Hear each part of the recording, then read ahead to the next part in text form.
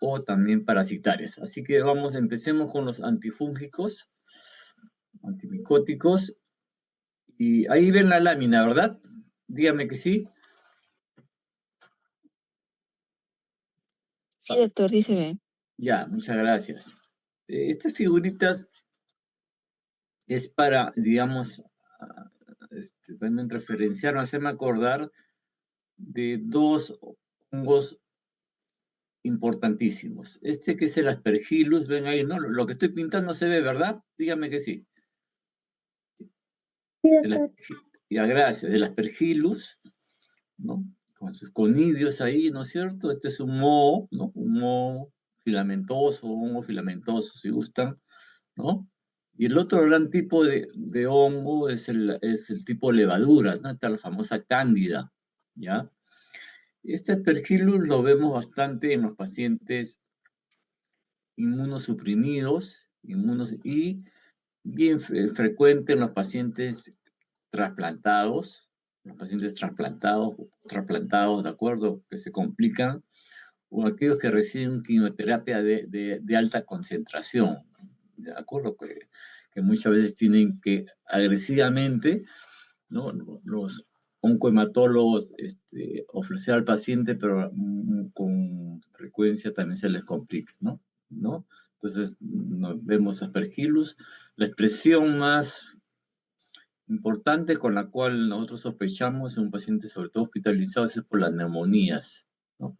Con algunas características típicas que aparecen en la tomografía, que no voy a ampliar ese tema por no corresponder, ¿no es cierto? Pero solamente para llamar a ustedes la atención, ¿no? Y no olvidarse del Aspergillus en general, ¿no? En este caso en particular el fumigatus.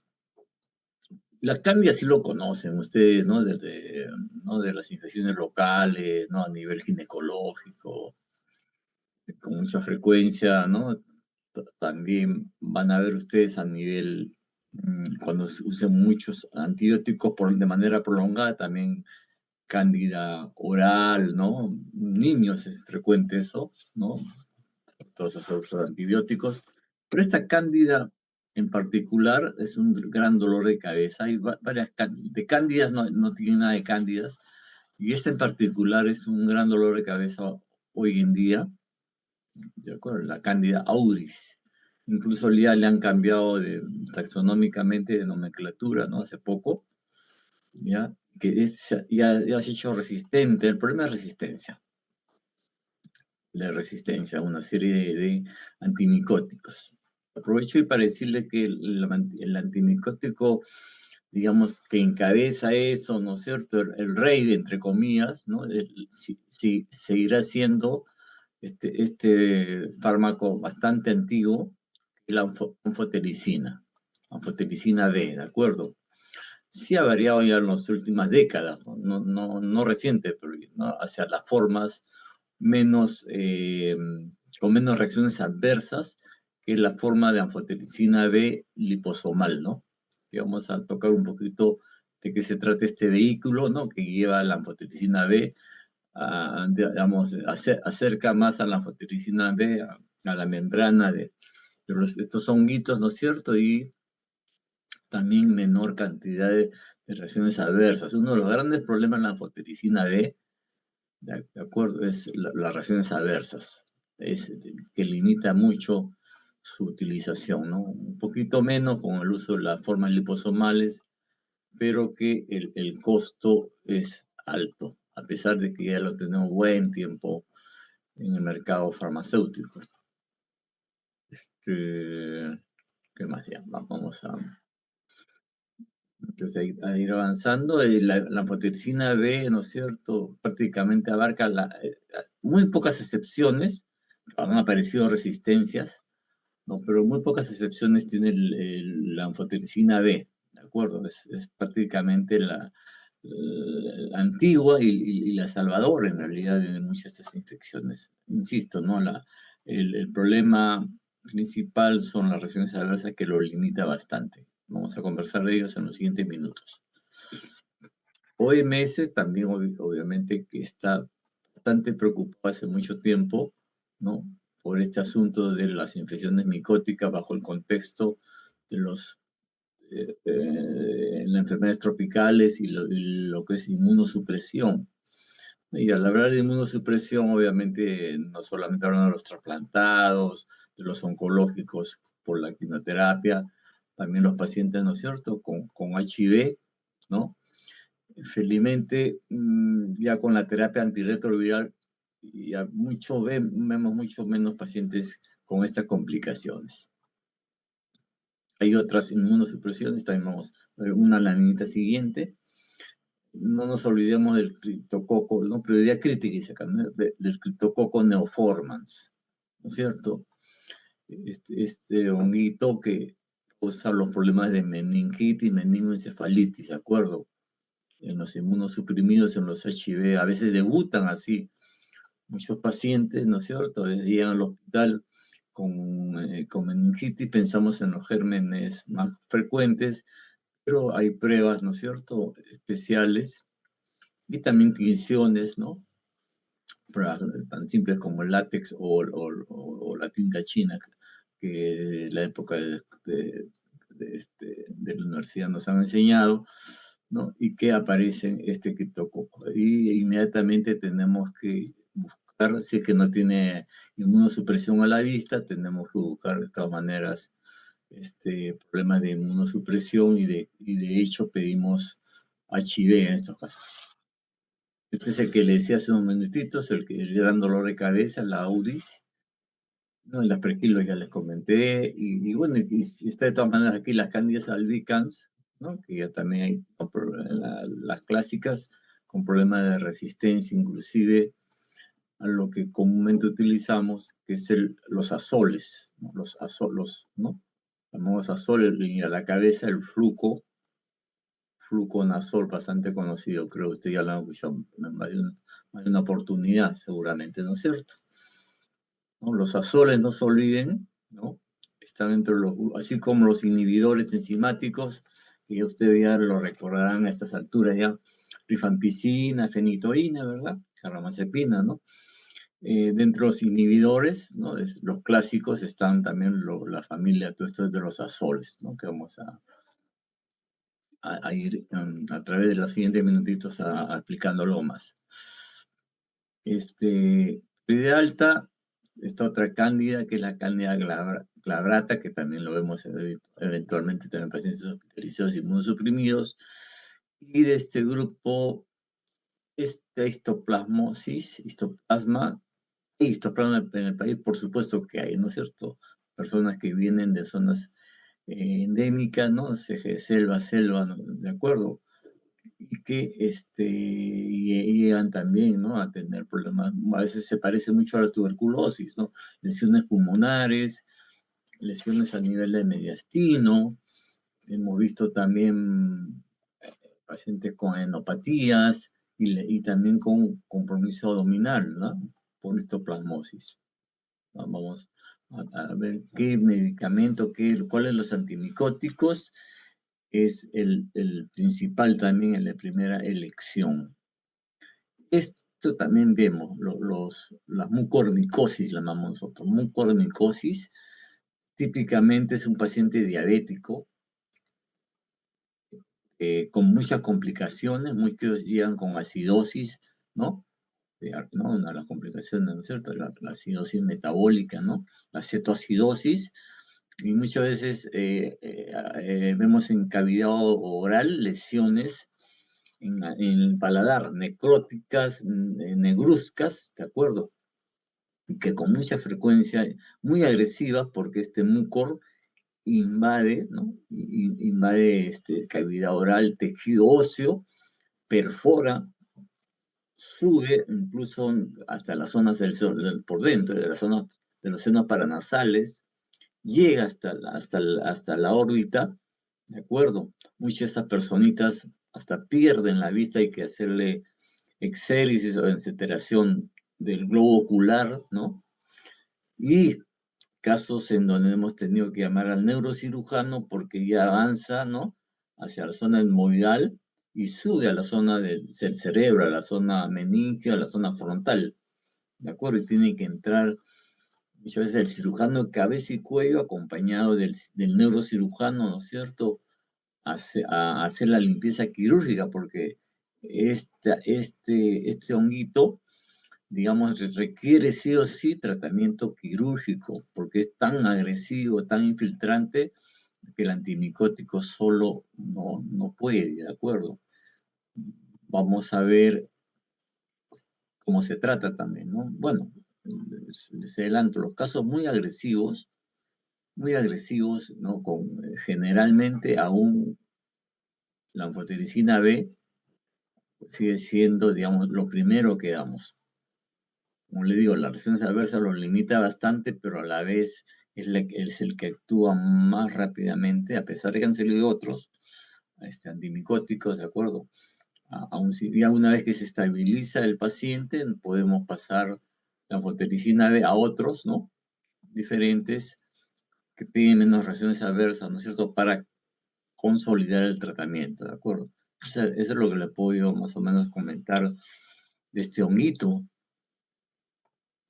El otro, hay varias cándidas, como están viendo, cándidas tropicales también, y la parasilosis también son problemas de resistencia. En el grupo ya de la prioridad media que dice acá, a ver, pues, ¿no es cierto?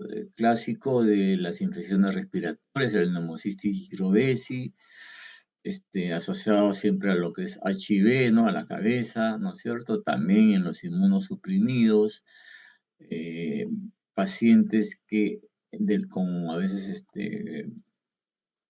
que hacen problemas con linfomas, ¿no? Y se asocia mucho a linfopenias, ¿de acuerdo? ¿No? Asociadas, ¿de acuerdo? Al igual que esto se relaciona más a neutropenia, ¿no? Por ejemplo, ¿no? Quimioterapia, neutropenia, el neumocistis, ¿no? Es más con lo que es linfopenias. Por eso también está el HIV ahí metido. Y no solamente vemos en las zonas endémicas del país histoplasma, sino también vemos este otro honguito, ¿de acuerdo? Es la paracoccidioidomicosis, ¿no es cierto? O también llamada blastomicosis sudamericana, ¿no? ¿De acuerdo? Vemos, ¿no? Lo conocemos como paracoccidioidomicosis, ¿de acuerdo? Sí se ve, sí se ve. Muy bien.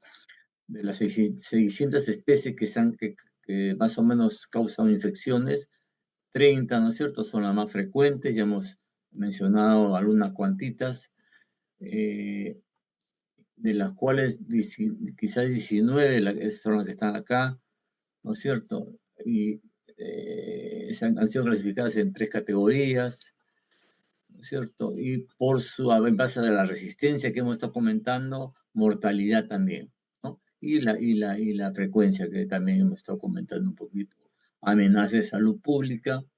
Y sí, un poquito yendo a los medicamentos, porque hacia eso tenemos que aterrizar. Ahí están los azoles, ¿no? Que ya hemos hablado vamos a ver las equinocandinas, ¿no? Que prácticamente salvan a los azoles por la resistencia que hay hoy en día a los azoles, a pesar de que han aparecido los de segunda generación, ¿no es cierto? Que vamos a comentar algo, y aparecieron las equinocandinas, ¿no? Como grandes salvadoras, y ahí, ¿no es cierto? Las pirimidinas ya antiguos antimicóticos, ¿de acuerdo? Pero que siempre que tienen digamos, una indicaciones bastante limitadas, muy poco lo utilizamos, hay escasez de estos medicamentos en el país, ¿no? Y son grandes acompañantes de la anfotericina B, ¿no? Vamos a mencionar un poquito más sobre ello.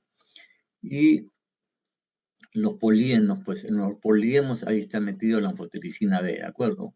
Los polienos en realidad son dos grandes, ¿no? Nistatina y el otro es anfotericina B, nuevamente, para que a cada rato lo menciono para que vayan familiarizándose. Nistatina tuvo su época, ¿no? Este polieno, usado hasta ahora se utiliza para, sobre todo, cuando hay infecciones muy localizadas en cavidad oral, niñitos, ¿no? O adultos también ancianos, ¿no es cierto? En donde lo utilizamos con mucha frecuencia de manera local, tópica, en rogatorios, ¿de acuerdo? O aplicaciones, ¿no? De nistatina a nivel local, ¿no? Este polieno. Vamos a ver cómo trabajan los polienos, mecanismos de acción. Al comienzo, antes que apareciesen inclusive los azoles, así como se encontró a la anfotericina B, el uso parenteral, ¿no? Los investigadores estudiaron mucho la nistatina, también de uso parenteral, y también buscaron una forma liposomal. Sin embargo, el problema de la nistatina sistémica es muy parecido a lo que sucede con la anfotericina, ¿no? El problema de nefrotoxicidad. Y prácticamente se abandonó ¿no? Por lo menos hasta ahora, investigaciones en nistatina en formas sistémicas, en formas liposomales. Hasta ahí recuerdo a lo que es la nistatina. No, aquí está el contexto, inmunosupresión que está aquí escrito, no solamente es HIV, no solamente es trasplantes, no solamente es quimioterapia y cáncer, sino también hay este grupo, ¿ya?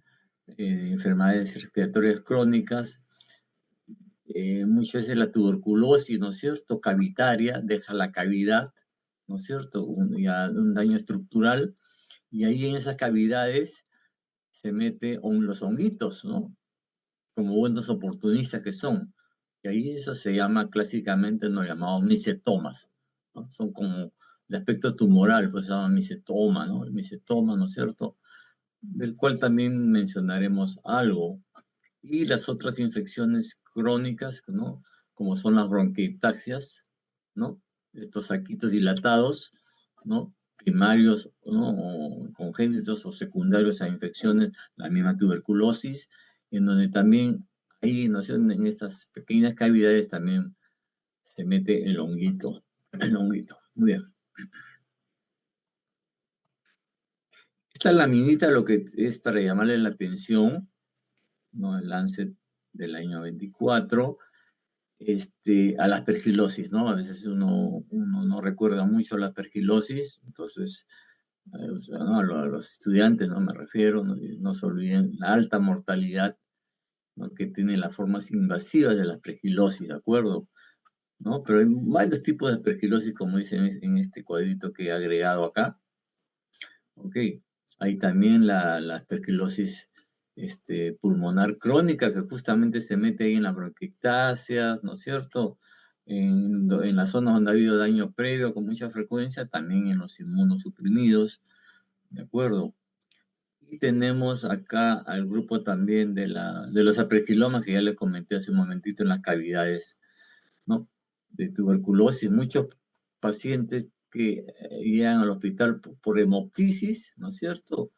Y con antecedentes de tuberculosis, ¿no? Y tienen esas cavidades, uno tiene que decir, o se ha reactivado la tuberculosis, ¿no es cierto? O si vemos en la tomografía esa zona con un componente ahí, decimos, la posibilidad es que sea un micetoma, y dentro de los micetomas es el prequiloma el de mayor frecuencia, y que sangra, ¿no? A veces la hemoptisis muchas veces son producidos por el aspergiloma, ¿no es cierto? Que a veces cuando ya la hemoptisis es bastante agresiva, recurrente, frecuente, ¿de acuerdo? El aspergiloma es muy grande, ¿no? Más de 5 centímetros, tiene que intentar también la parte quirúrgica, ¿de acuerdo? Para poder, porque la anfotericina no es suficiente para esto, ¿de acuerdo? Ahí, y tenemos cuando hemos hecho con ustedes seminario de asma, ¿no es cierto? No recuerdo si alguien mencionó también lo que se llama la aspergilosis broncopulmonar alérgica, ¿ya? También hay que pensar en eso cuando tenemos el problema de asma, de supuesta asma y eosinofilia, ¿no es cierto? Aparte de hay un asma eosinofílica, ¿no es cierto? De tipo inmunológico, también hay un asma con componente alérgico, pero que es producido también por la aspergilosis, ¿no? Más o menos para hacerle ver todos los eh, fenotipos, ¿no? Que tiene, formas que tiene la aspergilosis. Y para complicar más, muchas veces se mezclan. Hemos visto esas mezclas, ¿no? Son las formas mixtas. Claro que sí, tiene que estar aquí la cándida de todas maneras, las formas sistémicas o invasivas de cándida, ya dentro de, no estamos hablando de los que tienen mayor mortalidad, ¿de acuerdo? Obviamente está la neumocistis, el criptococo, ¿no? Con su forma meningia, la histoplasmosis, que a veces en Estados Unidos y Europa, mucho se asocia con SIDA, ¿no? Con HIV. Nosotros lo vemos de verdad más de manera endémica. El mucor que ya les comenté, esos cuadros agresivos asociados a la diabetes mellitus. ¿Y qué más? Y bueno, esto es lo que hay aquí, esto no hay, pero sí tenemos, como le decía yo, el paracocidio de micosis, ¿no es cierto? De manera endémica. Bien, avancemos ya. Hoy en día, pues todos estos factores de riesgo, no solamente es inmunosupresión, están los catéteres que se utilizan, ¿de acuerdo? A veces las ondas urinarias, ¿cuántas veces vemos pacientes que llegan al hospital, ¿no es cierto? Portadores de sonda urinaria y no sabemos por qué tienen esa zona muchas veces. A veces sí justifica, ¿no? Pacientes venido a menos, con secuelas neurológicas, ¿no es cierto? Pero no olvidarse que en lo posible debemos evitar que ese paciente, ¿no es cierto?, postrado, a veces con nefrostomía, tiene catéteres también, no solamente a nivel de uretra o catéteres vesicales, sino también a nivel de la zona pilocalicial, ¿no? Tumores, obstrucciones, ¿no? Que coloca alrededor de un intervencionista, ¿no? También tenemos esos casos, ¿no? Y obviamente cuando hay pacientes en UCI, ventilación prolongada, ¿no? Ahí también les contaré la ventilación en casa. También hoy en día hay pacientes crónicos, ¿no? Sobre todo los pacientes con LL, esta enfermedad neurológica ¿no? Que ya van a casa con su ventilador, ¿no? Y todos esos también son factores de riesgo, ¿no? Obviamente lo que se hospitaliza mucho tiempo en estas zonas, ¿no? Las complicaciones que tienen los cirujanos, lo que llaman las complicaciones catastróficas, se llaman quirúrgicas, ¿no? No se olviden que diabetes es también un problema de inmunosupresión, cirrosis, enfermedad renal crónica también. Más aún, muchos pacientes con enfermedad renal crónica tienen catéteres para la hemodiálisis que se infectan a cada rato, mayormente por bacterias, correcto eso, pero también están presentes los hongos, ¿no? Los hongos también como la cándida y metida, ¿de acuerdo? Y también las exposiciones ambientales, a veces cuando hay construcciones cercanas, ¿no? Edificios que construyen o nuevamente reparan, ¿no es cierto? Ahí está metido en la tierra el aspergillus también, ¿de acuerdo? Es otra forma de, a veces en los que no tienen problema de inmunosupresión también puede eso contagiar. A veces cuando hay construcción dentro del hospital, ¿no es cierto? A veces hay reparaciones que hacen, ¿no es cierto? Tenemos que tener muchísimo cuidado porque esas reparaciones, esos movimientos de tierra que hacen, cemento, etcétera, ¿no es cierto? Pueden remover o esparcir al aspergillus, ¿ya? En ese medio. Y tenemos, pues, ¿no es cierto?, al asunto del, ¿cómo se llama? Del criptococo, ¿no? ¿No? Asociado con las heces de las aves. Ustedes saben, ¿no? El problema del Congreso, que tuvieron que ahí hacer ¿no? Limpiar ahí todo un tema de un dilema, ¿no? Una crítica, ¿no? A las aves, ¿no? Tener matarlas, ¿no? Envenenarlas, ¿no es cierto? Etcétera. Y también no está de más decirle, ¿no es cierto? Las formas inhaladas, ojo con el vapeo, ojo con lo que es la marihuana, ¿no es cierto? Incluso en pacientes no solamente inmunocomprometidos, también en pacientes no inmunocomprometidos también, ¿eh? Muy bien. Y esto más o menos es toda la lista, no voy a ya a describirlo, ya hemos conversado, solamente lo dejo ahí para que ustedes le den una miradita, ¿de acuerdo? Y en la próxima vamos a ver un poquito también de terapias especiales para oncológicas, ya no se olviden de los ancianos, la inmunosenescencia en sí, ¿no es cierto? Es también causa, ¿no?, de inmunosupresión también, ¿de acuerdo? Muy bien. Recordando un poquito la parte parasitológica para ya ir metiéndonos un poquito más en el tema, ¿no es cierto? El panorama, ¿no es cierto? Los hongos clásicamente, ¿no es cierto? Y hemos visto en la primera laminita la forma de levadura, ¿no es cierto? Y la pergilo, ¿no es cierto? La forma filamentosa o de moho, ¿no es cierto? Y levaduras, ya hemos mencionado cándida, ¿no? Criptococo también. No nos olvidemos que el Pneumocystis es un hongo, ¿ya? Como son unicelulares, son formas quísticas, ¿no es cierto? O levaduriformes, muchas veces se pone en ese lugar o se confunde, ¿de acuerdo? Y entre los mohos nuevamente estamos ahí, el mucor que mencionamos, las perquilos que ya mencionamos, sin olvidar que aquí en los filamentosos también están los clásicos y muy frecuente también hongos, ¿no? A nivel dérmico, ¿no es cierto? Las tíneas, ¿no es cierto? Capitis, corporis, onicomicosis, ¿no es cierto? Están ahí metidos, más o menos para darles el panorama. Alguito hablaremos, porque son un montón de cositas que habría que mencionar, pero como todo en la vida, siempre hay una cosa intermedia, ¿no es cierto? Los llamados dimórficos, ¿no?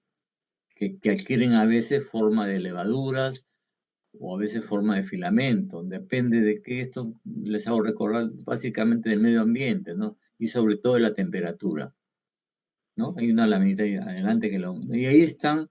¿Y por qué hay que tener en cuenta? Porque ahí está la histoplasmosis endémica, que es lo que tenemos, ¿no es cierto? Lo otro que tenemos, no se olviden, que no está acá en la lista, es parecido a esto, que es la paracoccidioidomicosis, o también, ¿no?, blastomicosis americana, que le llaman. Bien, bien. Panorama de esa manera, un poquito en detalle, ¿no? Aquí están el grupo de honguitos, aquí están los mols, ¿no? El mucor, aspergillus, y los dimórficos, ¿no? Están acá en este lado nuevamente haciéndoles acordar esta partecita de acá. Un poquito más en detalle, ¿no? Los dimórficos justamente ¿no?, los cambios de temperatura, ¿no es cierto?, hacen ¿no?, que establezcan estas formas así de tipo moho, ¿no? O a mayor grado de temperatura, ¿no?, forman levaduriformes, ¿no? ¿No es cierto? Y con sus hifas, ¿no es cierto?, respectivas, ¿no es cierto? Y la figurita que al comienzo, la imagen le pusieron con las conidias, ¿no es cierto? El fumigatus. ¿No? Son filamentosos, ¿no? Fifas, pueden ser septados o cenocíticos sin paredes. Bueno, son ya detallitos. Esto es para un poquito también no olvidarnos, no sé, otro tipo de clasificación ya es aquellas que solamente están específicamente solamente en la superficie, ¿no es cierto? Piel, ¿no es cierto? La piedra, la tiña negris, ¿no? Poco frecuente en nuestro medio, de verdad. Las que les mencionaba, ¿no es cierto? Lo de los mohos, los dermatofitos, inclusive los onicomicosis. También no nos olvidemos que también a nivel de córnea, también a veces, ¿no?, hay esas infecciones, pues en los postoperados, sobre todo por los oftalmólogos, un problema porque esos honguitos invaden y hacen endoftalmitis, que a veces lo vemos en los pacientes que se hospitalizan en oftalmología y llaman a los clínicos Esto de los endémicos, ya nuevamente, vamos acá hablando de histoplasmosis, paracoicidómicos. Y los llamados oportunistas. Claro, todo esto puede ser oportunista también, ¿no es cierto? Pero es otra. Estos son los sistémicos, ¿no? Y vamos a un poquito en Aspergillus, Cándida, Criptococo, ¿verdad? Y Mucor, ¿no? Quizás sean los más. Ah, y Pneumocystis, ¿verdad? ¿No? El Pneumocystis ya lo hemos conversado también, ¿no es cierto? Cuando hablamos de cotrimoxazol, ¿no? La trimetoprim sulfamethoxazol, no se olviden, medicamento de primera línea, ¿no es cierto? Para el Pneumocystis. Doctor, ¿cómo un agente quimioterápico bacteriano para hongos? Sí, pues también funciona para este grupo. Acuérdense que el blastocitis histórica, Pneumocystis históricamente eh, es una bacteria, es un protozoario, ¿no? O es un hongo, ¿no es cierto? Como parece Superman, ¿no?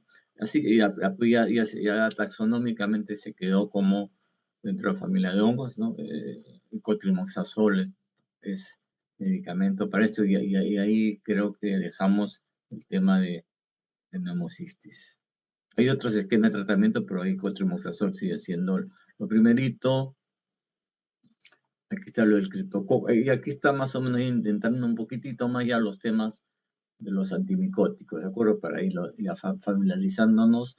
Criptococo, ¿no? Meningitis. Y ahí de primera línea los casos hay que empezar con anfotericina B, ¿de acuerdo? Ojalá la forma liposomal es lo que a nivel mundial es la tendencia hace mucho tiempo. El problema es el costo, ¿no? Sobre todo para países como el nuestro, ¿no es cierto? Pero una vez que el paciente se estabiliza, ¿no? Habitualmente pasa al fluconazol, azol, ¿de acuerdo? Al fluconazol. La flucitocina, que es justamente lo que va a pasar un poquitito también, generalmente está muy limitado su uso y cuando se usa la flucitocina, siempre hay que usarla con anfotericina B, siempre, ¿no? Sola no sirve, no, tiene muy rápida resistencia, ¿no? Tiene una ventajita que vamos a ver un poquito más adelante, ¿no es cierto? Pues ahí entra a tallar la flucitocina, por ejemplo, en estos casos. El problema está que en el país el acceso es dificilísimo, es una forma vía oral, ¿de acuerdo? Entonces no nos queda otra que emplear dosis altas de anfotericina B. Cuando se asocia estos dos, ¿no es cierto? La asociación, más que todo, la justificación es el problema de reacciones adversas de la anfotericina B. Entonces uno baja la dosis de anfotericina B, ¿no? Para asociarla a flucitocina. Cuando no tenemos flucitocina, que es lo común, no nos queda otra que usar dosis alta de anfotericina B ¿no? Con las consecuencias de mayores reacciones adversas. Cándida, ¿no? Esto es en boca puesto, ¿cierto? En boca, donde a veces localmente podemos tratarla simplemente con tópico de nistatina, ¿de acuerdo? Muchos de ustedes cuando hagan su rotación en pediatría seguramente van a ver eso, en adultos también lo vamos con tópico en la cavidad oral, ¿no es cierto? Gente, pacientes malnutridos, pacientes que han recibido antibióticos por un tiempo prolongado, aparecen los honguitos ahí. Y podemos no necesariamente ir a los sistémicos, sino podríamos de repente estar localizado, tratarlo tópicamente, con nistatina, ¿de acuerdo? Quizás sea el lugar ahí que tiene la nistatina aún, ¿no es cierto? Pero no nos olvidemos cuando hicimos candidiasis, ¿no es cierto? Inmediatamente lo primero que debemos pensar, ¿no? Es el uso de azoles, y ahí el fluconazol es de primera línea en esos casos, ¿de acuerdo? El fluconazol, ¿de acuerdo? Fluconazol, no se olviden. Y doctor, para la candidiasis ya sistémica, también entra el fluconazol, claro que sí, también entra el fluconazol, ¿de acuerdo? Pero ya cuando tenemos problemas, entra también, anfotericina entra para casi todo, entra anfotericina B, ¿de acuerdo? A veces los casos severos, nuevamente, hay que empezar con anfotericina B, que es el que actúa mayormente, el que menos resistencia tiene, a pesar de todo, ¿de acuerdo?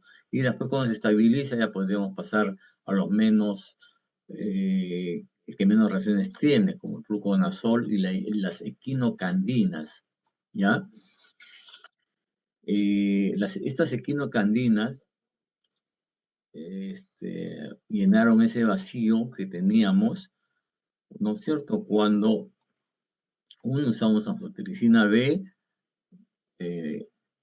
reacciones adversas, pasamos a fluconazol, ¿no? Candidiasis resistente, ¿no es cierto? Y ahí es donde entra ya las equinocandinas, ¿de acuerdo? Equinocandinas. A veces hay reacciones adversas por fluconazol o muchas interacciones, ¿no? Acuérdense que los azoles nuevamente son inhibidores enzimáticos, entonces, equinocandinas tiene menos problemas de ese tipo. Las equinocandinas es uno de los salvadores, digamos, ¿no? Por su tratamiento en los casos de resistencia a los azoles, cuando tenemos reacciones adversas también, ¿no? A estos dos, también entra a tallar, ¿de acuerdo? Para lo que es cándida. Vamos a ver, no solamente es cándida, pero vamos a ver hasta ahí, ¿no? A dejarlo, vamos a hacer unas laminitas más adelante, siendo el representante principal de este grupo la caspo, así se llama caspo fungina. Caspo fungina, ¿ya? Fungina. Listo. Ya pasando un poquito a los mohos, ¿de acuerdo? Estos son unicelulares, son multicelulares, ¿no es cierto? Estos son los que están habitualmente en la piel, ¿no es cierto? La dermatofitosis, ¿no es cierto? Eso muchas veces lo tratamos con tópicos locales, a veces basta los azoles de primera, los imidazoles o azoles, los primeritos, ¿no? Tópicos, ¿no es cierto? Como el clotrimazol, por ejemplo, ¿no es cierto? Pero a veces hay necesidades como el corporis o el problema de onicomicosis, ¿no es cierto? Ahí usamos el itraconazol, ¿no? Pero este otro azol, ¿no es cierto? Que tiene no solamente una acción a este nivel, vamos a hablar un poquitito más de itraconazol también para enfermedades, acá está, enfermedades sistémicas, ¿no es cierto? Este medicamento también sirve para la aspergilosis. De hecho, empezó así. De hecho, dentro de los sistémicos, empezó a tratarse la aspergilosis con itraconazol. ¿De acuerdo? Si hay una diferencia entre fluconazol y itraconazol que aparecieron casi juntos, es que así como fluconazol es para cándida, ¿de acuerdo? El itraconazol mayor, es para cándida sí, pero mayormente debemos relacionar más itraconazol a nivel sistémico, ¿de acuerdo? Para lo que es aspergilos. Y vamos a ver también itraconazol, les digo, acá está, ¿no? Itraconazol, ahí ya no entra fluconazol, ojo, para histoplasmosis y también en nuestro país para lo que hemos estado hablando de la coccidioidomicosis, ¿de acuerdo? Entra a tallar el fluconazol. Nuevamente, entonces, fluconazol sí, es para cuestiones locales, onicomicosis, por ejemplo. Dos, itraconazol para aspergilosis, que ha sido un poquito reemplazada, ahorita les explico. Y tres, itraconazol, ¿no? Para histoplasmosis y la paracoicidiomicosis. ¿Listo? ¿Qué es lo que ha pasado a través de la evolución? Antes de avanzar, terbinafina es exclusivamente para uso no sistémico, ¿ya? Para uso de dermatofitosis, ¿no? Más tópico en cremas hay, y sobre todo y principalmente en tabletas, que se utiliza mucho para la onicomicosis, que también es un tratamiento muy difícil, la onicomicosis, ¿eh? Ya no hay mayor, es muy difícil tratarlo, sobre todo cuando ya en grado muy avanzado, ¿de acuerdo?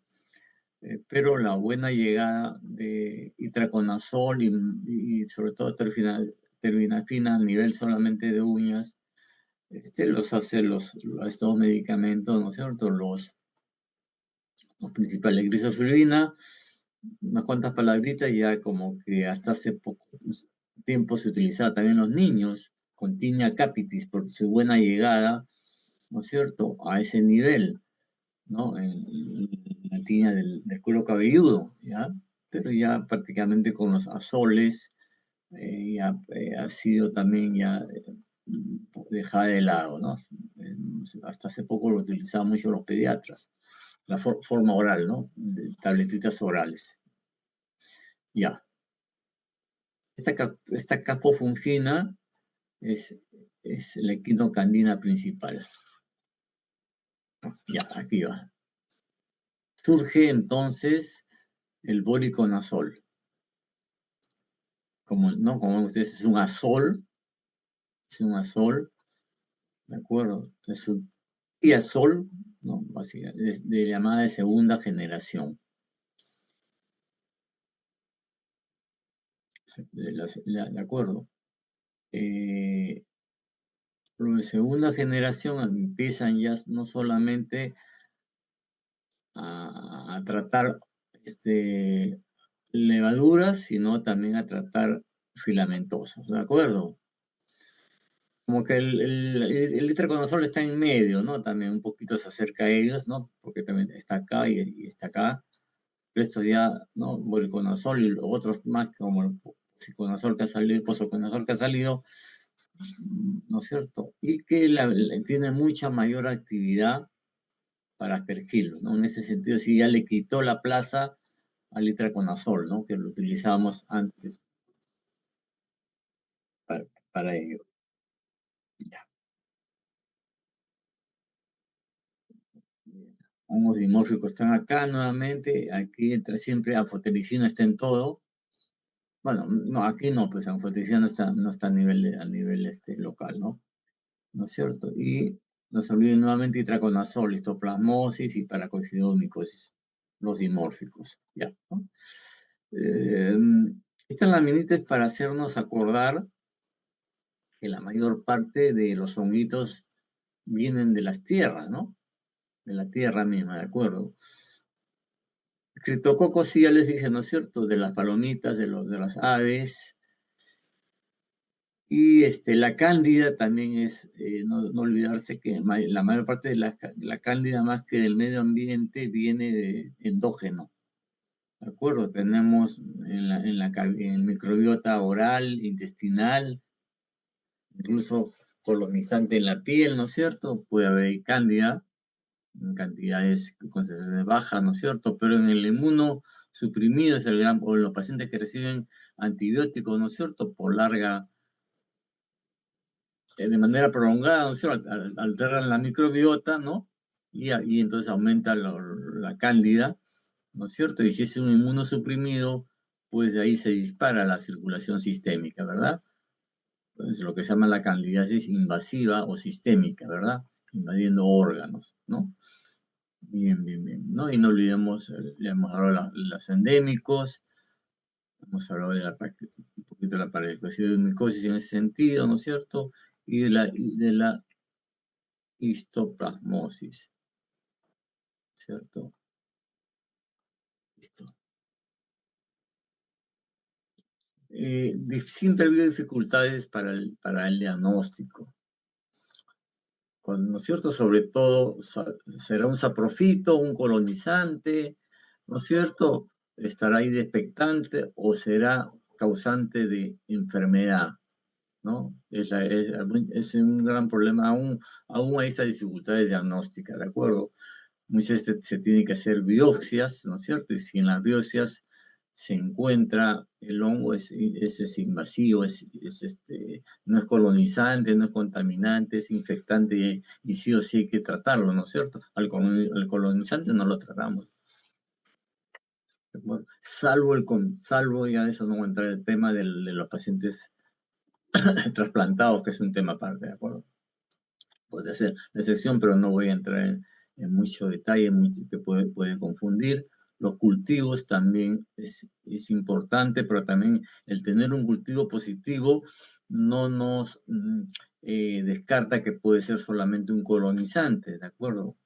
Obviamente en sangre, habitualmente en sangre sí, ¿no? La presencia de cándida en sangre, eso es infección, ¿no? Rarísimo, ¿no es cierto? Que en el momento de tomar la muestra, ¿no? En la piel también hay cándida, se contamine la aguja, ¿no es cierto? Una buena limpieza de la piel evita eso, ¿no es cierto?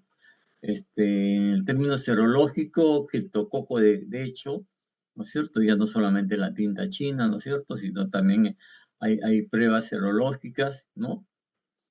Que nos acerca más al diagnóstico de la neurocriptococosis, ¿de acuerdo? Actualmente hay pruebas con PCR, ¿no es cierto? Y también la antigua prueba con el látex también, ¿no? La prueba de látex también. Y obviamente el PCR que está acá, ¿no es cierto? Que se utiliza. Bien. Pero ya no nos quedamos hoy en día jóvenes con PCR, ¿no? Reacción de cadena polimerasa, ya se ha avanzado más en los últimos años, ¿no? Bajo otras técnicas más, como esta técnica del maldito, no parece que es el maldito, ¿no? El malditov, es una técnica que también eh, de bastante avanzada, pero que se necesita un aparato especial, ¿no? Acá está, ¿no? Que es con una matriz asistida con láser, ¿de acuerdo? Para esa técnica, ¿de acuerdo? Son técnicas ya actuales. Dicen ya que inclusive el aparato será, pues, será sofisticado, pero la técnica es incluso más sencilla que el PCR mismo. Que está lo del PCR, ¿no es cierto? Los paquetitos que vienen ya del PCR, ¿no es cierto? ¿No? Para identificar a la vez, ¿no? Cuando será una bacteria, será un hongo el que produce, qué hongo será, ¿no es cierto? Ya viene, ¿no? En kits, ¿no? Agrupado en kits, ¿no es cierto? Los field array, ¿no es cierto? Como se les conoce, que se obtienen de diversos tejidos, no solamente de la sangre, sino también de otros tejidos, ¿no es cierto? Y ya vienen las técnicas de hibridación como el FISH y las técnicas ya más sofisticadas, ¿no es cierto? Que utilizan inclusive lo que es la resonancia magnética, ¿no? En las muestras para el hallazgo de estos microorganismos. Un poquito la historia, rapidito, ¿no es cierto? Desde el iodo de potasio, pasando por lo que hemos mencionado, la glicifulvina. Miren, aquí está la nistatina, ¿no? Que ya un poco se deja del año 51, vea. Y miren, del año 59 la anfotericina B, y ahí está la anfotericina B, claro, ¿no es cierto? Hoy en día con las formas liposomales, ¿no? Pero en esta época ya se usaba la forma de sales, de oxicolato, que es lo que hasta ahora utilizamos, de oxicolato, mayores reacciones adversas, ¿no? Y ahí pasamos ya a los azoles, ¿no? Los primeros azoles tópicos, ¿no? Cremitas para la piel, para los honguitos de la piel. Ahí apareció el ketoconazol, ¿no? El imidazol sistémico, muchas reacciones adversas, fuertísimo inhibidor enzimático, ¿no es cierto? Que prácticamente también ya con la aparición de... Estos son los imidazoles. Después aparecen los triazoles, ¿no? O sea que tienen azol, ¿no? De nitrogenado, ¿no? Imidazol, uno después aparecen ¿no? Triazoles, como los que están acá, ¿no es cierto? ¿No? Y ya para quedarse, ¿no? El fluconazol, esto ya como que ya no se utiliza. Muchas reacciones adversas, muy fuerte inhibidor enzimático, ¿ya? Hepatotóxico, ¿no? Etcétera. Entonces, como que se apoderó ahí estos medicamentos, ¿no es cierto? Por aquí aparecen estos locales, terbinafina, ¿no? Que un poquito vamos a hablar sobre terbinafina. Y aquí, acá hasta aparecen los liposomales y ¿no? Otros tipos de anfotericina hasta llegar a los liposomales. Luego vienen los azoles los triazoles de segunda generación, ¿de acuerdo? Que ya se amplía el espectro y se hace el voriconazol, como le dije, mucha mayor actividad contra aspergilosis, ¿no es cierto? Y como que perdió terreno, por lo menos ahí, el itraconazol y aparecen los otros como el posaconazol, que el posaconazol se utiliza mucho en eso que le hice al comienzo de la clasecita, cuando hablé de la agresividad del mucor, ¿ya? Que se mete, ¿no es cierto?, por la cavidad oral en los diabéticos, llega hasta senos paranasales, ojo, órbita, hasta cerebro, etcétera, ¿no? Okay. Pero no olvidarse que estos medicamentos, inicialmente, nuevamente insisto, en los casos muy agresivos, uno tiene que iniciar con la anfotericina D. Nuevamente, por las reacciones adversas, ya cuando el paciente se estabiliza, ahí recién, ¿no es cierto?, empezamos con lamentablemente seguimos usando esto, no queda otra, esto cuesta más caro, ¿no es cierto?, que es en primer mundo lo que se utiliza, ya, y luego después se estabiliza el paciente, ¿no? Entonces, a grandes rasgos estoy hablando, ¿no? Pasa uno al uso de estos especiales, ¿no? Y ahí vienen los nuevos, ¿no es cierto?, como estos de acá, y que no voy a mencionar, este de acá tampoco, porque ya entran a tallar, ya, como dicen, las ligas mayores, ¿no? Ya los problemas de alta resistencia, ¿no? Alta resistencia, en donde ya se empieza a usar este tipo de esquemas, ¿ya? Vacunas, he insistido mucho, igual que para tuberculosis, ¿verdad? No hay un avance mayor en vacunas para hongos, muchos, ¿no? Estudios con todos estos honguitos, no, ninguno todavía resultados. Y ahora sí, un poquito aterrizando, tenemos al honguito acá, en general, ¿no es cierto? Un diagrama con su pared, ¿no es cierto? La membrana, ¿no es cierto? Y en su interior, el sistema de retículo endoplásmico, ¿no es cierto? El núcleo, ¿no es cierto? Y en citosol también, ¿verdad? Empecemos, los que actúan a nivel de pared. Y ahí destacan en pared las equinocandinas. Las equinocandinas, ¿de acuerdo? ¿Como cuál, doctor? La cabeza capofungina. Y siguen los otros que vamos a comentar algo sobre ellos. Para los casos de resistencia, ¿no? Aparece otro grupo, ¿no? Que posiblemente vaya esto incrementándose a través del tiempo, y que actúan a nivel nacional de pared. En la pared del honguito tiene esta formación del beta-glucano, ¿de acuerdo?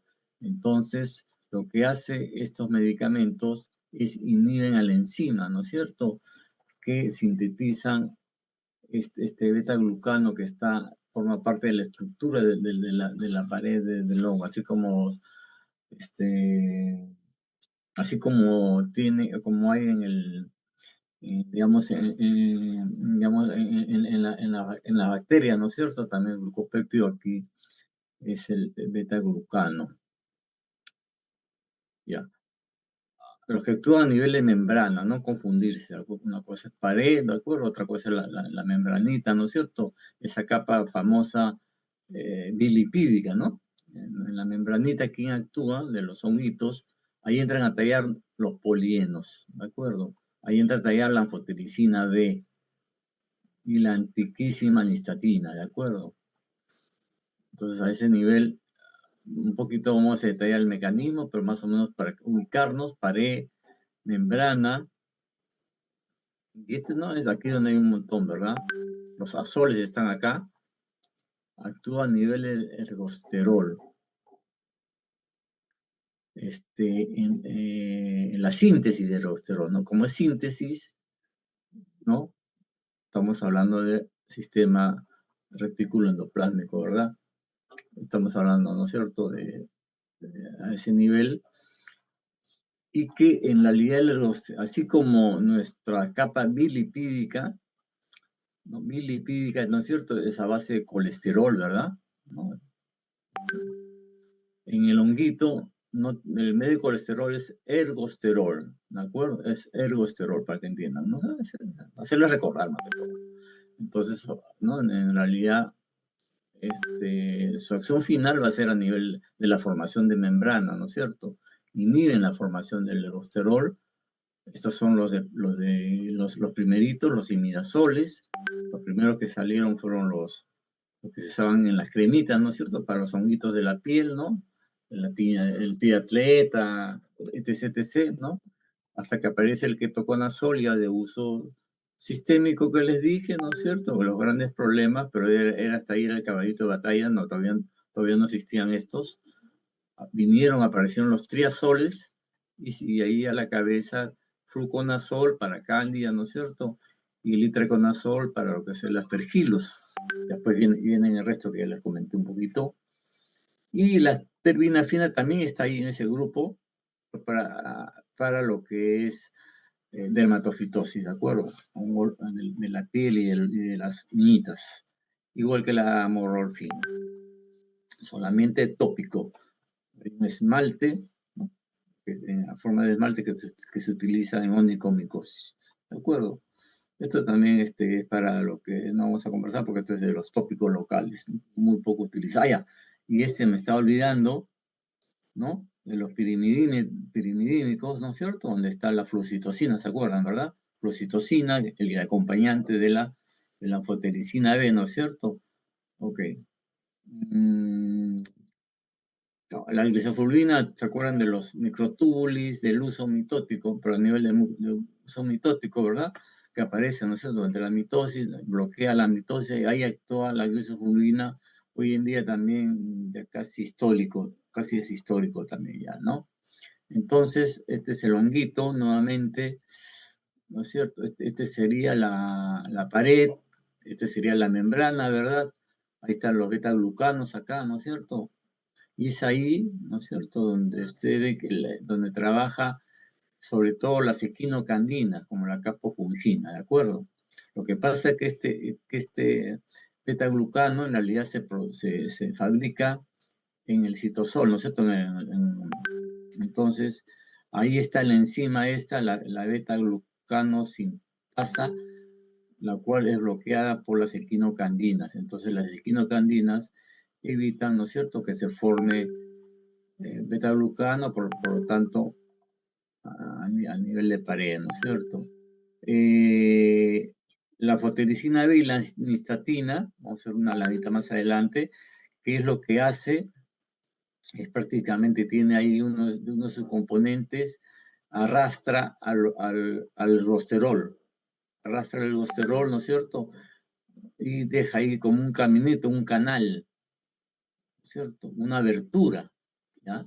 Por donde salen por acá, pues, sustancias, electrolitos, y de esa manera también destruyen finalmente al hongo, ¿no? ¿De acuerdo? De rasgos. Sí, ¿aló? ¿Sí? ¿Todo bien? Ya. Y entonces, y tenemos a los azoles y a la terminafina acá. Mejor lo vemos en este esquemita más visible, ¿no es cierto? El gosterol, ¿no? Está en la membranita, ¿no? Lo puedo bloquear desde aquí arribita, ¿no? Este es todo el metabolismo del gosterol. De aquí arribita lo bloqueo a nivel de la enzima epoxidasa, ¿de acuerdo? Mediante la terminafina, antimicótico de la acción local, dermatofitosis, ¿de acuerdo? Ahí vienen los azoles, vienen un poquito más allá en la secuencia, a nivel de metilasa, es decir, inhibe el paso del lanosterol, ¿no? Al levosterol, ¿de acuerdo? Inhibe acá este nivel. La morolfina es tópico local, ¿no es cierto? Actúa un poquito más abajo en dos sistémicas, no es de uso sistémico, ¿ah? Ok, no son de uso sistémico, son de uso local. Ya. Esto es, ¿no? Esta es la terminafina, ¿no es cierto? Que está acá, ¿no? ¿No es cierto? A nivel de la epoxidasa, ¿no? De escualeno, así es el término, ¿no? De escualeno, epoxidasa de escualeno. Muy bien. Y la fluocitocina, ¿no es cierto? Que su acción es a nivel ¿cómo es? De la base pirimidínica, ¿de acuerdo? Es decir, estamos hablando de ácido nucleico, ¿no? Y que nuevamente, les repito, es el que ayuda, solo no se utiliza, es el ayudante de la anfotericina B con la intención de disminuir la dosis y, por lo tanto, menores reacciones adversas. Anfotericina B, ¿cierto? Estos son representa la anfotericina B, ¿no? Que prácticamente captura acá a lo que es, ¿cómo se llama? El ergosterol, ¿no es cierto? Lo captura, ¿no es cierto? Y deja esas aberturas, como los expliqué, ¿no? Por donde salen los electrolitos, calcio, potasio, sodio, ¿no es cierto? Y de esa manera, de cationes, muerte del honguito, ¿ya? ¿No? De levelajes. Un poquito más. Esta es la anfotericina B, ¿de acuerdo? Tiene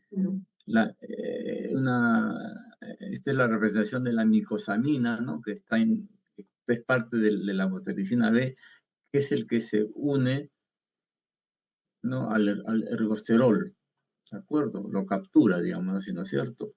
Existe la membrana normal, ¿no es cierto? Y esto es la anfotericina B, ¿no es cierto? Lo que hace la anfotericina B es prácticamente la micosamina, ¿no? Captura a lo verdecito, ¿no? Que sería el ergosterol, ¿no? Y lo deja así, ¿no? Con huequitos, ¿no? Con huequitos, ¿ok? ¿No? Y con muerte osmótica del honguito. Pero, ahí viene el gran pero, nosotros tenemos no ergosterol, pero tenemos colesterol, ¿no es cierto? Hay cierta afinidad, ¿no? Cierto grado de afinidad menor, obviamente, que para los honguitos con el colesterol, también para el colesterol de los mamíferos, de los seres humanos, entre ellos, ¿verdad? Entonces, también puede producir daño en algunas células de nuestro organismo. Parte, ¿no?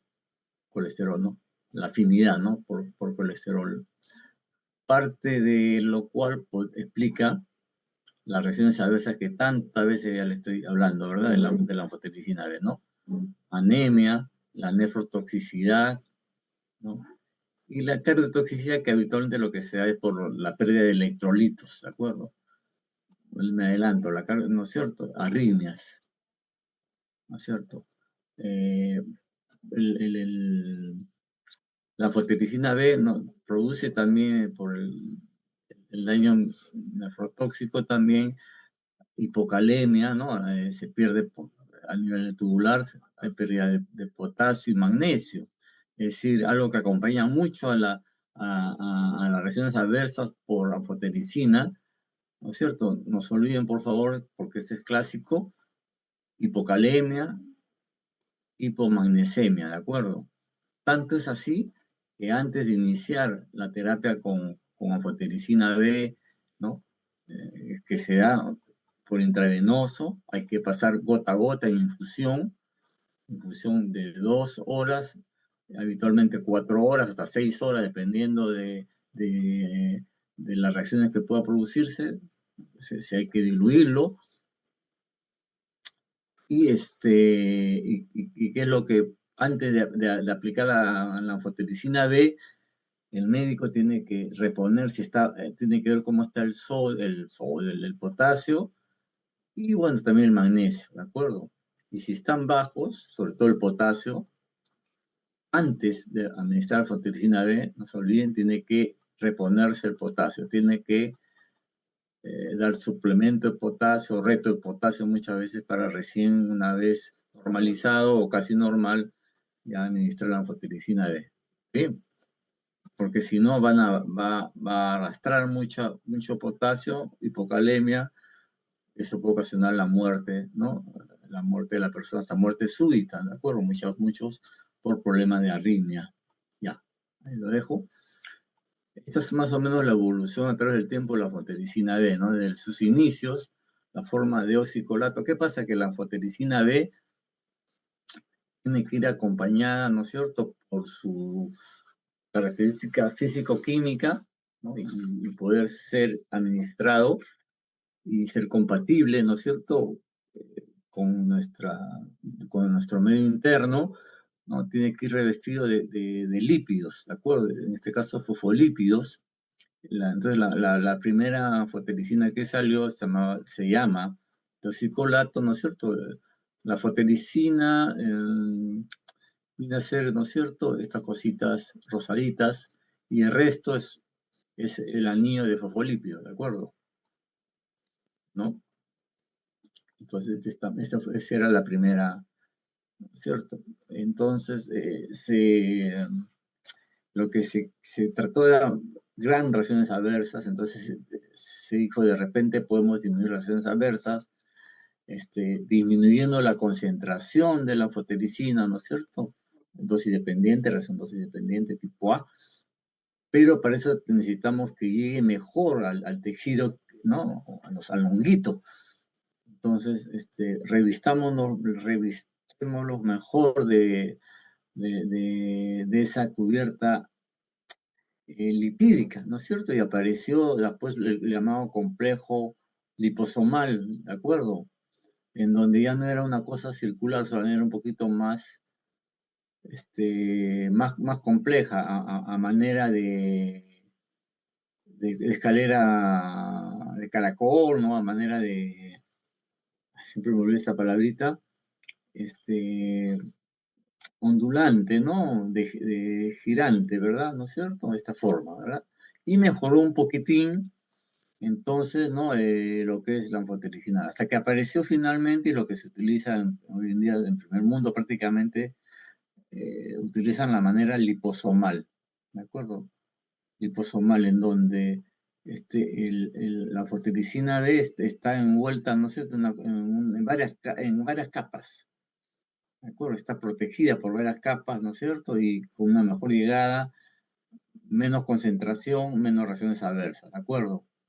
Pero a la vez mucho más costosa, ¿no? Y esto estamos hablando de décadas, no estoy hablando de este medicamento recientito, no, ya se tiene décadas. Vamos reclamando que cuánto lo abaratan este medicamento, no, ha disminuido el precio, pero aún sigue costando.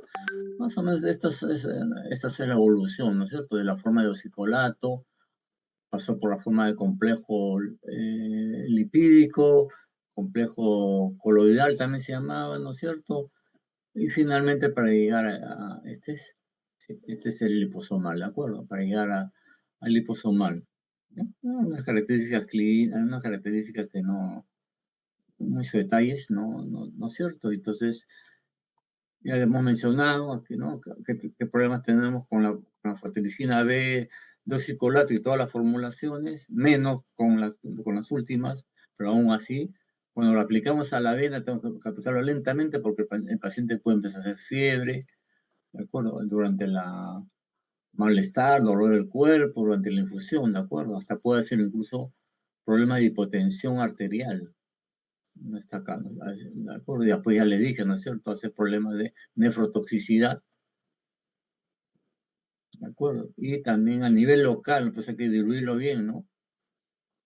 Hacen problemas de tromboflebitis, ¿de acuerdo? Pues, la hipocalemia, la hipomagnesemia y la anemia, ¿no? Ya hemos estado comentando. ¿Ok? ¿Qué hacen estos pacientes, no?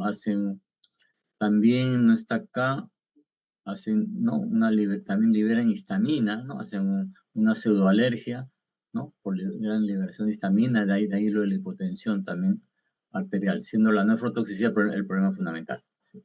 Ok, avancemos ahora con los análogos de la tirimidina, y ahí el único representante de la flucitocina, ¿no es cierto? Es le engañan muchachos, como quien diría, ¿no es cierto? El caballito de Troya, ¿no es cierto? Si la citocina normalmente en el honguito hace esto, ¿no es cierto? Para formar su RNA, ¿no es cierto? O formar a través de ¿no? A través de la uridina, ¿no es cierto? O formar con la citocina el DNA, ¿verdad? ¿No es cierto? Lo que hace es que en vez de eso, le engaña y se mete el 5-fluoracilo, ¿no? Y lo que hace es a este nivel, pero aquí lo bloquea, ya no lo deja avanzar más, ¿no? Porque lo trabó, ¿no? Lo trabó, ¿no? Ahí, ¿no? Dentro como una base, ¿no? Engañándolo como si fuese una base. entonces queda ahí inhibida, ¿no es cierto?, la síntesis de timilato, ADN, ¿no es cierto? Y de esa manera trabaja, se bloquea al honguito y se muere el honguito, ¿no? Pues fácil se dice, ¿no es cierto? No se olviden que esto tiene que ir siempre coadministrado con anfotericina B. Esto es vía oral, ¿no? Vía media un poquito corta, por eso que cada 6 horas. Anfotericina B, insisto, es infusión en goteo, ¿verdad? Hay que ajustar la dosis de la flucitosina de acuerdo a la función renal, ¿no? Sí. Este es así, claro, como disminuimos dosis de anfotericina, menor disminuye la posibilidad de nefrotoxicidad y otras lesiones adversas, pero eso hay que pagarlo, ¿no? Eso hay que pagarlo y la fluoxetina lo tiene que pagar, o no la fluoxetina, sino el que lo recibe ante riesgo de la mielotoxicidad, ¿de acuerdo? Anemia, leucopenia, trombocitopenia por este medicamento, ¿de acuerdo? A veces hepatitis también. Listo. Medicamento seguro, ¿no? A pesar de su mecanismo de acción, los estudios dicen, ¿no es cierto?, que es seguro para la gestación. Y como le dije, se utiliza siempre en combinación clásicamente para la criptococosis meningia, ¿no? ¿No? Un tiempito esto lo utilizábamos mucho en el paciente con HIV. Lo digo un tiempito, ¿por qué? Porque después, a nivel mundial, no solo en el país, medicamento muy difícil de conseguir, ¿no? Muy difícil de conseguir. Entonces, ¿qué hacemos en el país? Tenemos que usar solamente anfotericina B mayormente en dosis altas. En algunos casos de cándida también se utiliza asociado, ¿de acuerdo? Anfotericina B con flucitosina, pero fundamentalmente es en estos casos. La gran ventaja, ¿por qué se insiste mucho en estos casos? Por este detalle. Buena penetración a nivel del líquido cefalorraquídeo. ¿De acuerdo? Vayamos bueno, fluoxitocina, ya les contesto del asunto de transaminasa, ¿no es cierto? De mielotoxicidad, prácticamente está para criptococo, a veces para cándida, mielotoxicidad, dosis dependiente, ya. Equinocandinas, ahora sí, capofungina, es el medicamento, el primerito que salió y el que más se utiliza en realidad, ¿de acuerdo? Primero a la avena estamos hablando, dosis de carga, hay que darle una dosis de 70, así viene la presentación, y la otra presentación viene de 50, ¿de acuerdo? Una vez al día, cada 24 horas, ya dijimos a qué nivel trabaja. ¿No? Las reacciones adversas son pocas en realidad, pocas. Plebitis localmente, quizás hay que tener cuidado con algunas interacciones. Siempre estos pacientitos que son pacientes complejos reciben otros medicamentos. Podría recibir rifampicina, podría recibir fenitoína, carbamazepina, qué sé yo, ¿no? Entonces, con eso hay que tener cuidado. O a la vez, este medicamento en el inmunosuprimido trasplantado que recibe tacrolimus como inmunomodulador, podríamos disminuir la dosis del tacrolimus, ¿de acuerdo? ¿No? Por el efecto de la capofungina. Principalmente hongos, cándida. Esto, Aspergillus, si bien es cierto, es activo, es la única equinocandina activo, no es de primera línea, ¿de acuerdo? No es de primera línea. No, para criptococo no sirve, mucor no sirve, ¿de acuerdo? Básicamente cándida, y las cándidas resistentes. También han aparecido como ustedes, ¿no? Cándida resistente a fluconazol, ¿no? Crusade y Glabrata. Ya, como ustedes seguramente también hay resistencia a capofungina, ¿de acuerdo? Hay otras dos, rapidito, anidurofungina, una cosa particular es que no para su metabolismo no necesita de tejidos, ¿no? En la sangre se metaboliza como hay un grupo especial de medicamentos que hemos revisado a través del curso. La otra gran ventaja es que tiene mínimas interacciones, ¿no? Entonces, y lo que sí tiene, no está muy bien estudiado en niños, ¿no? ¿De acuerdo? Son las limitaciones que tendría este medicamento. En la práctica usamos más capofungina, de hecho, ¿no es cierto?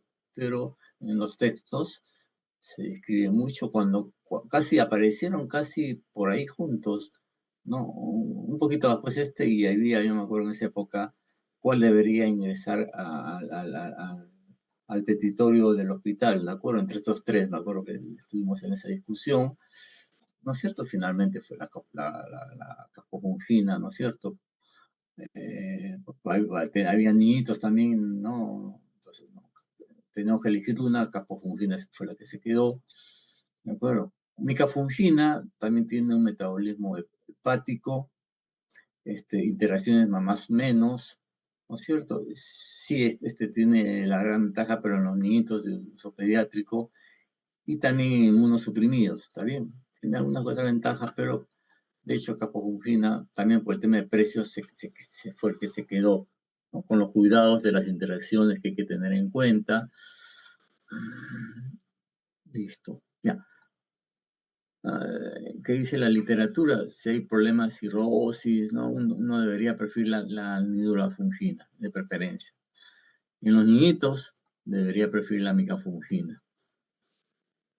Si hay hipergelosis como alternativa, quizás esto podría confundirlo, no es capofungina, no es de primera línea.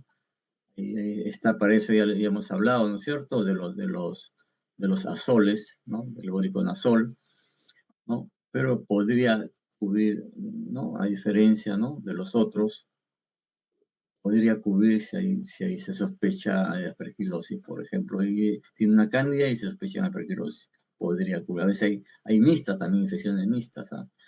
¿De acuerdo? Y así sucesivamente. Azoles.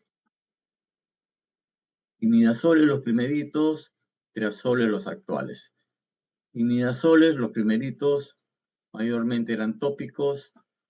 Este es una forma intravenosa, había, pero reacciones adversas. Apareció el ketoconazol, ¿no es cierto? Estamos hablando antes de la era de los triazoles, era lo que utilizamos en esa época. Hoy en día muy poco se utiliza por ser un inhibidor enzimático fuerte. Reacciones adversas bastantes. Una de ellas se llama la insuficiencia suprarrenal. ¿De acuerdo? Es tan inhibidor enzimático que inhibe también enzimas que participan en la formación del cortisol endógeno. ¿De acuerdo? Entonces puede producir una insuficiencia suprarrenal con dosis altas y por largos tiempos. Muy bien, entonces nos quedamos con los triazoles. Y ahí, ¿no? Fluconazol, de hecho, digamos, itraconazol, cándidas, aspergillus, hasta que llegó el voriconazol, mayor actividad para aspergillus, se quedó el voriconazol ahí como para aspergillus, ¿de acuerdo? Y itraconazol se limitó prácticamente a los endémicos, histoplasmosis y para coccidiomicosis, y también localmente para lo que es onicomicosis. ¿De acuerdo? De ahí ya se avanzó un poquito más hacia el isobuconazol, ¿no es cierto? Que vamos a ver en la siguiente laminita que hay unas reacciones adversas asociadas a este medicamento. Un derivado del itraconazol es el posaconazol. Este es el que, así como este es el cabeza ahorita para lo que es aspergillus, ¿no? Este es el cabeza de los azoles para lo que es el mucor. Bueno, siempre teniendo en cuenta que amphotericina B, ante casos severos, es el que manda, ¿no es cierto? Primera generación, segunda generación, voriconazol aspergillus, posaconazol mucor, ¿de acuerdo? Fluconazol, estos son su caballito de batalla, ¿no es cierto? Candidiasis y criptococosis. El problema es la candidiasis resistente, ¿no es cierto? En donde ya aparece ahí los equinocandinas, ¿verdad? primera generación, segunda generación, ya abarca más a mohos, aunque itraconazol un poquito abarca a mohos también, ¿no es cierto? Pero más o menos esa es digamos, de manera simple decirlo. Ketoconazol, ¿no? Es lo primerito que se daba. Problemas así, inclusive para su de biodisponibilidad también tenía esos problemas. Fue potente neuroenzimático, hepatotóxico, ¿no es cierto? Ya, ¿no? Ya prácticamente se dejó de usar, más es histórico, el itraconazol, ¿de acuerdo? Tiene también ciertos problemas para su absorción, ¿de acuerdo? No se absorbe muy bien, tiene una biodisponibilidad no muy buena, a tal extremo que salió una solución líquida, ¿no? También para que mejoró su disponibilidad, pues son ya detallitos, y se ha quedado prácticamente para esto, ¿no? Se queda todavía para esto, ha sido ya desplazada por aspergilos por el voriconazol, aún lo utilizamos para aspergilos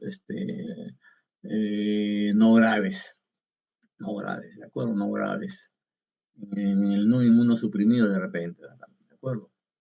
¿Por qué? Porque los otros cuestan, ya. Y ahí aparece el voriconazol, ¿no es cierto? Para perquilus, pues para la muco, como le decía, ¿no es cierto? Y el isavuconazol aparece después, ¿no? Para ambos. Ambos, y se delega para cuando hay reacciones adversas. Voriconazol sí es importante decir, ¿no? Tenemos un problema muy frecuente, ¿no? De lucecitas de fotopsia, ¿no?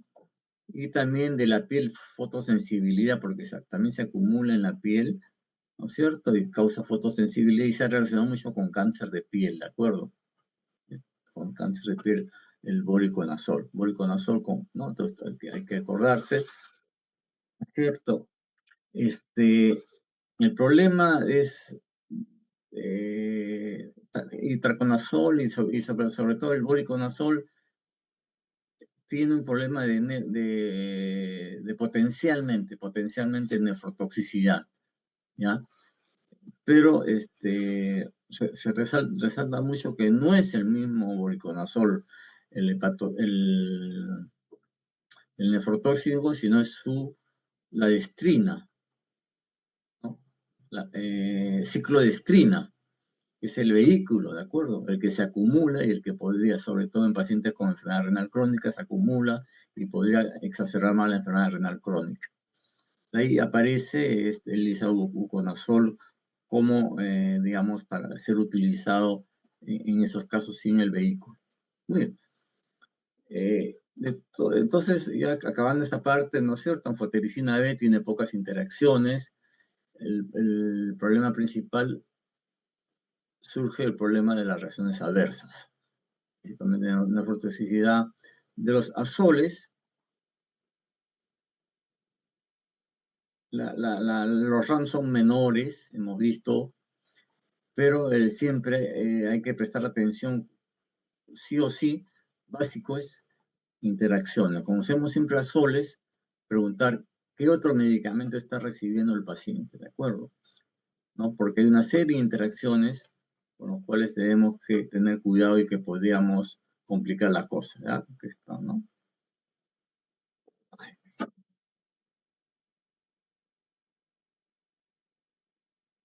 Las equinocandinas sí tienen, esas sí tienen menos reacciones adversas, menos interacciones en relación a los azoles, ¿de acuerdo? Hay cierta tendencia en el mundo, digamos, inclusive ya a querer usar más equinocandinas que azoles, inclusive, ¿no es cierto? Pero no solo en el país, sino a nivel mundial, el tema son los costos, ¿de acuerdo?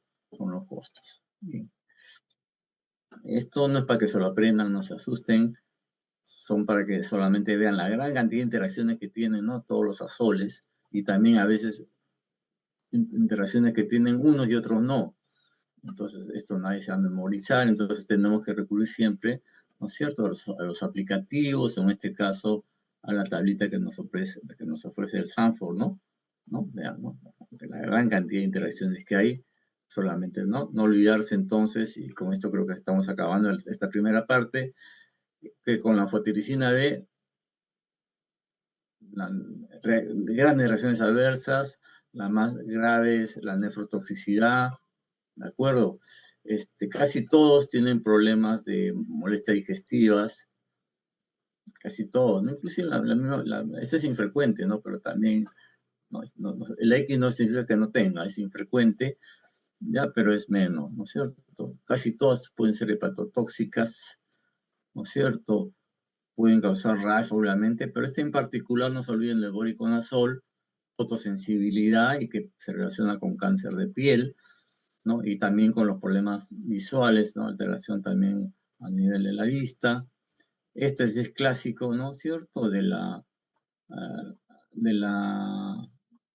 anfotericina B, un poquito también de la capofungina, que, ¿no? Que tiene cierto cuidado de la flebitis. Acá están lo de los ojitos, ¿no es cierto? Con el voriconazol, ¿no es cierto? Ahí a nivel de las células de la retina, ¿no es cierto? Puede dañarse por los rayos ultravioletas.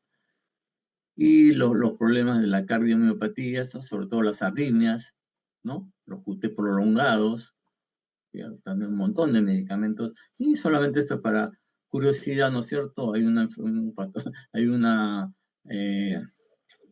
digamos, enfermedad genética de conductos, de canales, se llaman canalopatías, en las arritmias, eso no lo hemos visto, ¿no es cierto? Que próximamente todo lo contrario que el acortamiento de QT, que curiosamente también el isavuconazol, este último, también lo produce y que ahí lo destaca, ¿no? El lipovirus de farmacoterapia. Ya. Esto solamente para decirles a ustedes que anfotericina B sigue siendo el medicamento, lo que está en azulito y en verdecito, ¿no es cierto? Son los que son activos, ¿de acuerdo? Vean ustedes, ¿no? Verde y azul. Tiene pocas anfotericina B. El Terrius, sí, ahí sí no hay nada que ver con el... Pero este aquí es infrecuente, personalmente no.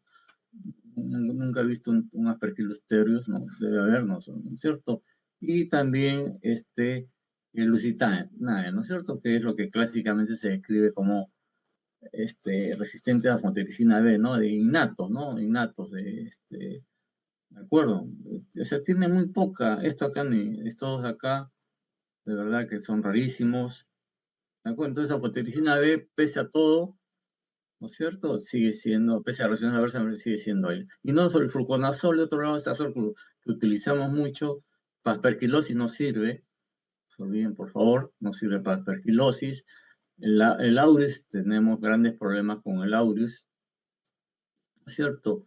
Y también para, no es, dudas con el gravata y con el cruce y nada que ver, ¿no es cierto? Ahí, en esos casos, doctor, hay que emplear sobre todo capofungina, ¿verdad? ¿No? Para Cándida, la Cándida, ¿no? La capofungina sigue siendo una alternativa y para otros, inclusive primera línea en en algunos lugares, ¿no? Para criptococosis, no se olviden, fluconazol, de hecho. Pero siempre empezar con anfotericina B. Y si ahí sí, ¿no es cierto? Esta acá, ¿dónde está? Se me ha ido acá. Esta tirita acá, ¿de acuerdo? ¿De acuerdo? Nada que ver con las equinocandinas, ¿ya? Nada que ver con las equinocandinas. Igual para aspergilosis, de verdad, ¿no es cierto? Queda mucho en duda, ¿no? Muy en duda las equinocandinas, ¿no es cierto? Ahí no se olviden. Entonces, para lo que es aspergilos, boriconazol, ¿verdad? Y traconazol también, ¿no es cierto? Que era lo que primerito usábamos, y que de verdad la actividad es mayor para voriconazol. El asunto son los costos, ¿no es cierto? Muy bien.